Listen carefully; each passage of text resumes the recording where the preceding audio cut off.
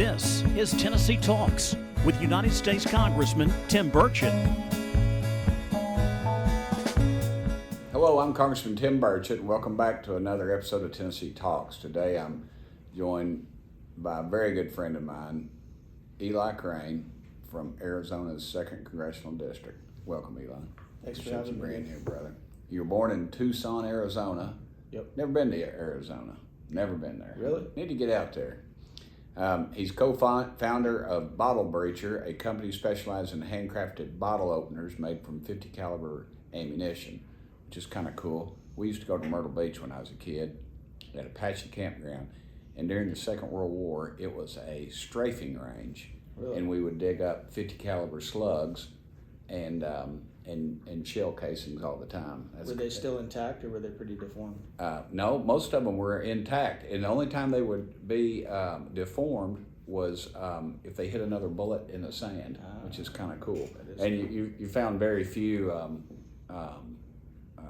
the actual of the bullet casing. What would you call that? The shell. Yeah, it was always the other, and sometimes you'd find a shell casing that had been shot up. I mean, I guess they just repeatedly, because you could just, it was unbelievable. We got out there a metal detector and just dig, and man, you just find it. And we brought home literally a bushel basket of those every year, and it's kind of our thing. People bring home shells from the beach. Ours were just a little different shells, but my dad was pretty cool. He's an old World War II guy, so that was kind of cool for him. Yeah. Let's see, let's get back into you. But a week after the attacks on the Twin Towers on September 11th, Representative Crane, Eli, you left the University of Arizona and enlisted in the U.S. Navy. What were you doing when you heard that they'd hit those towers? Where were you? I just got done with a program, a preparatory program called the Ranger Challenge Program, and it was preparing me to go into special operations and of some type. Wow. And it was an early morning workout, got in my car, started it up, and I always had talk radio on, and so I heard, that they were talking about the planes flying into the tower. So I drove home, lived in a house with a bunch of other guys. I woke everybody up, and I was like, you guys got to listen to this. And we just sat there and listened to it. I'm going to war. Yeah, I was in Nashville. I'll never forget it. I watched the second one live, actually. We were, watching all the news broadcasts. You after that, though, you enlisted in the U.S. Navy, and you served in the military for 13 years. Yep. And I was a part of 5 deployments, serving 3 of those with SEAL Team 3. Yep. And this is your first term in Congress. You've already done a lot of things for your constituents. I've been there with you. You've made some tough decisions that have been good for the country.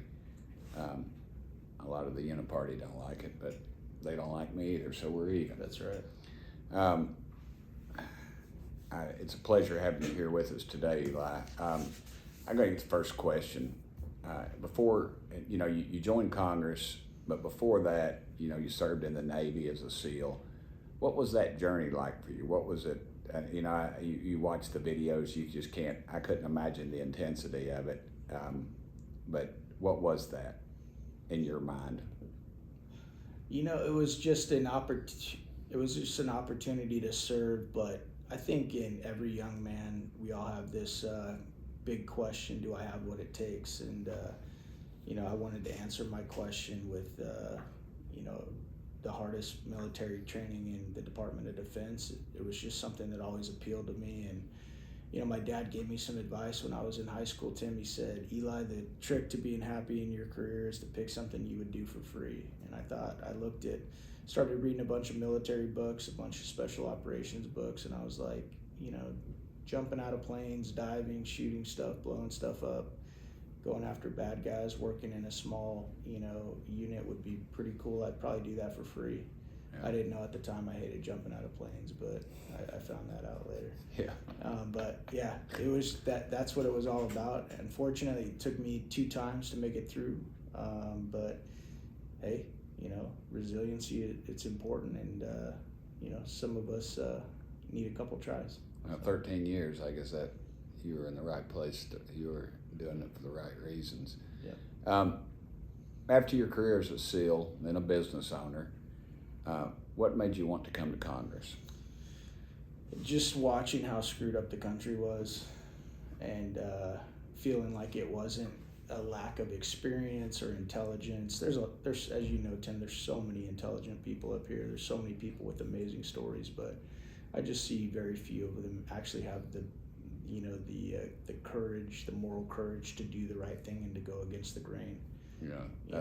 And so I knew that was a skill that I had, and I believe that if God blessed me with, the ability to come up here, that, I'd be able to align myself with other like-minded people and maybe, start being a part of turning this country back in the right direction.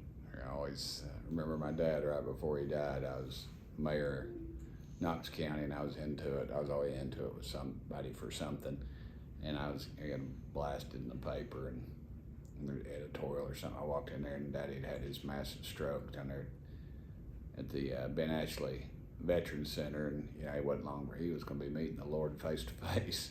And he grunted out. He said, "They still after you? Or are they after you again?" And I said, "Yeah, Daddy, they are."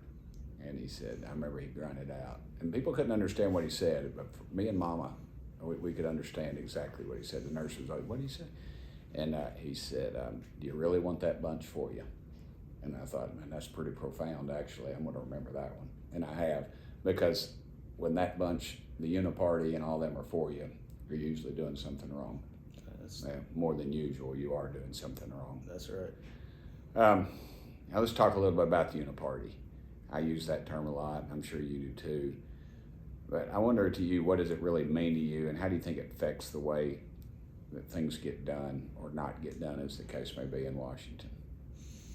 Yeah, I think it's, it stems from a desire for representatives to be a part of the team or a part of the club. And, this place is very, it's very influential. It's, there's so much power up here. There's so much money up here. I saw the effects of it as soon as I got elected, as far as people trying to suck me into the machine. And the Uniparty only seems to have two moves. They either co-opt you or they try and get rid of you. And, as somebody who came from a team environment, somebody who started a small business and understands that you can't do anything on your own, like, I understand why people come here and they want to be on the team. The problem is, as you know, Tim, the team up here doesn't represent the American people. No, they don't. And so It's like, the way I saw it is, if I was going to come up here, I was going to represent the team back home, Team America, and I knew that this place would hate me and try and spit me out, and I welcome the challenge. If they're able to do it, then, so be it. But my kids, your kids, future generations deserve, they deserve a shot, and they deserve some of the freedom that you and I grew up with. And right now, that's an impossibility with the people up here. Yeah, $35 trillion in debt, and we just keep, it's not, there's no difference between us and them. No, there isn't. And it scares me. It's important we elect folks like yourself that are called America First conservatives. How important is it that we elect more? I mean, we talk about the debt, we talk about our influence overseas, and to me, I think it's imperative that, and we can just hold the line and get more people in here that think like we do, and I think that's got to be the key to part of this, because I don't see us converting anybody. No, I don't either. And I think, to your question, how important is it? It goes back to that question of future. It's like the trajectory we're on is not sustainable. I don't think most Americans really pay attention because they're so busy, and they get so pissed off and frustrated with politics and politicians that they don't pay attention. The problem is that when they check out like that and they don't pay attention, that vacuum is filled with the Uniparty, the corruption, the special interest, the swamp. And Americans think, oh, well, it's the United States of America. We have it so good here. That's never going to change. But the problem is, like, if you look at these trajectories and these trends that you and I look at every single day, we know it's not sustainable. And so if the American people want, to continue to enjoy what we've got to enjoy and be blessed like we are, they've got to pay attention, and they've got to actually watch what their representative does with his voting card or her voting card, and then what they say when they come back home. And they've got to send people up here that are willing to go against the grain and take that hard vote and be hated up here. Yeah, well, every 2 years, we ought to be able to keep, especially with computers, and being able to track what people are doing. I think it's a whole lot easier. But It's getting a lot easier for people to pay attention. Yeah, but when 15% of the population votes, Yeah. that frustration level where, well, I'm not going to vote, it doesn't matter, and here we are, back worse than we were before. Right. What are some of the biggest issues you hear about when you go back home to Arizona? I know where I'm in Tennessee, and we're nowhere near the border, but it's the border. I mean, Yeah. I hear that every day. Because I have, I'm just last week I ran into a guy, and I knew him, and his son had OD'd, died on fentanyl. A little girl I knew in high school, a couple years younger than me, her son OD'd on fentanyl, and it all just ties in. They say, can you not shut down that border? Yeah, I would say that's the number one issue across the country, but especially in Arizona because we are a border state. Yeah. Then I would also say, the weaponization of the federal government against American citizens. People are scared of what the government's becoming. They're scared of how big it's become. They're scared that they don't believe it represents them anymore. And as a matter of fact, it often targets them. And so I think those are a couple of the big issues. Election integrity is a really big issue in Arizona. That's not obviously, really a federal issue, but that's a big deal to a lot of Arizonans. Yeah, we get calls on that all the time. We're lucky in Tennessee. Our Secretary of State, I served with him, has got in Trey Hargett, and some of his people he got in place are excellent, and we don't see those kind of issues there. I know you've been working on some stuff in Congress. I know one of them, you being a veteran, deals with veterans. Give us a little bit on that. What is that about? Yeah, so I just came from the floor, Tim, before coming to your office, and we just passed a bill that takes some land from BLM and actually the Forest Service and actually transfers it over to the county so that veterans in northern Arizona can have a veterans retreat for their family, and when they come home from war, they can go there and recreate and they can relax and reclaim their lives. Yeah, spend time with their family. So it's pretty cool because it's one of those that it's not costing the taxpayers any federal money. So that's pretty cool. BLM is not Black Lives Matter; it's Bureau of Land Management. Yes, sir. Sometimes we get that mixed up, and I always have to catch myself when I'm speaking to a group to make sure they get it. And I thank you for that because I talk about my daddy a lot. He wasn't in the.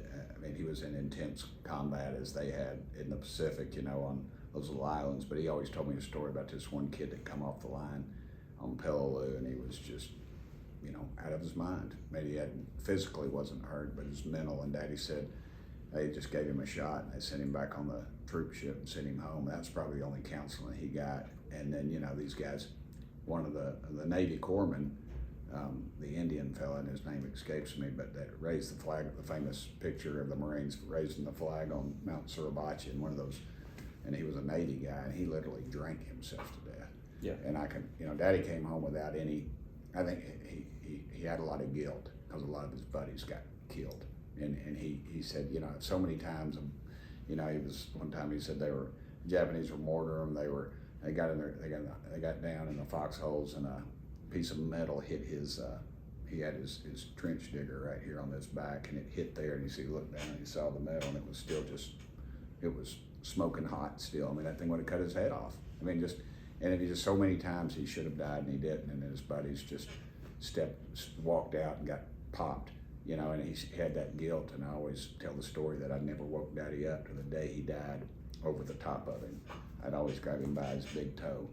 And his injuries, he went on, it was professional, and we had a great life, but I knew inside that, and I appreciate you doing that, because I just think that just some normalcy, just getting out with your family and fishing or going camping or something, these veterans groups that put those things together is excellent. So I hope that can be a model for the rest of the country. That is excellent.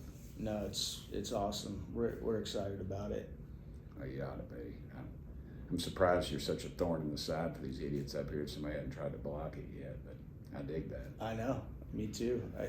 it's one of the few areas, Tim, I've noticed that there's actually bipartisan support for as veterans, which is awesome. It's one area we Democrats, Republicans, Independents, we all support. So Absolutely. pretty rare up here, but. Well, here's the part of the show that I hate the most. My guests tend to like. I allow you to ask me any question that you would like. Okay. How long are you going to stay up here?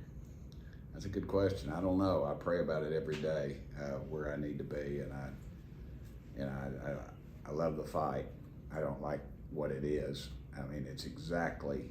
And people ask me what was my biggest surprise when I got up here. That I was not surprised, because I spent 16 years in the state legislature and 8 years as a county mayor, and I know egos, and I know corruption, and I know, all the things that ruin people, because I've seen buddies happen to them, committed suicide over some stupid thing they did in the legislature and couldn't tell somebody no or something, and I've been able to avoid all those pitfalls, but I tell you, I'm just kind of, it wears me out worrying about our country and where it's heading, and I miss stuff every day. I mean, multiple times I'm FaceTiming with my wife and my daughter and just keeping up with what's going on, and I'm not missing that much there, but it's that physical contact that I miss, and so I don't know. That's a good question. I got a couple more. All right, give me a couple more. Go ahead. I might edit that one out. How old is this jacket that you? That's my latest. That's my Christmas Carhartt. I was on Fox one time, and I just had gotten it. It was like the first first pair of jeans, first day of school. You could just lean it up against the wall, and it was that crisp, I guess you could say. And it was one of the Fox. They'll get on your ear and say, "Congressman, you got 3 minutes and 20 seconds," and then I was watching the timer, and I think a minute and 20 seconds into it, the lady had asked me at the beginning. I think it was Maria Bartolome. I think it was her, one of them. Anyway, they'd asked me, said, "Is that a new Carhartt?" And I said, "Ma'am, you can't hide money."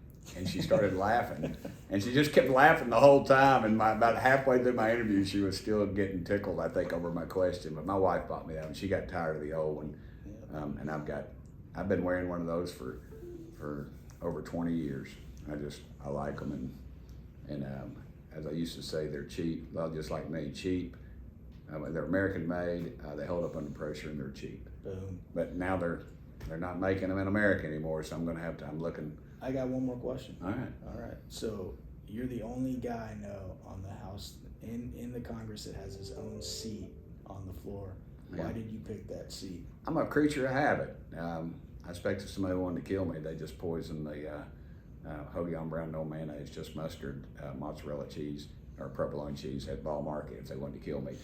So I'm just a creature of habit. I call it Sinner's Row. If you notice, occasionally when people, I won't mention any names, but when people sit with me, they're usually occasionally in trouble, and I just like it. Yeah, I remember you kicking me out of the seat one time, and I didn't want to mess with you because you had a Carhartt jacket. Yeah, that's tough. You being a SEAL and all, me just being a low-life civilian. But anyway, thanks for having me on the show, and thanks for brother. It's a pleasure. You are a fighter up here, dude. Well, people talk about war heroes and stuff, and heroes, and we throw that around so much in America. Somebody can throw a football or catch a baseball or shoot a basket or something, or somebody that looks good and is an actor. And I met a lot of them people, and honestly, they're not. If they were on your front porch, you'd probably go get your 12 gauge and say, "Man, y'all need to get off my dadgum porch," because a lot of those people aren't that great of people. Some of them are really good, but and the guys that served our country, I always say as a Christian, I owe y'all everything I have in my life but my salvation, because I lived a pretty good life. And my daddy, Mama lost her brother fighting the Nazis, and Mama flew an airplane during the war. I mean, my wife is a Navy widow, and the biological father of my child is deceased. And so I owe a lot to the veterans. I complain a lot about it here, but it's not 120 degrees and that's right. And getting shot at. That's right. Well, not yet, anyway. Thank you, brother. Appreciate you. And I'm Congressman Tim Burchett, and this has been another episode of Tennessee Talks. And as always, thank y'all for sending me here. Thanks for listening to this episode of Tennessee Talks. Please subscribe to the show on Apple Podcasts, Spotify, or wherever you listen to your podcasts. Keep up with Congressman Burchett by following Rep. Tim Burchett on Twitter and Instagram, and Congressman Tim Burchett on Facebook and YouTube.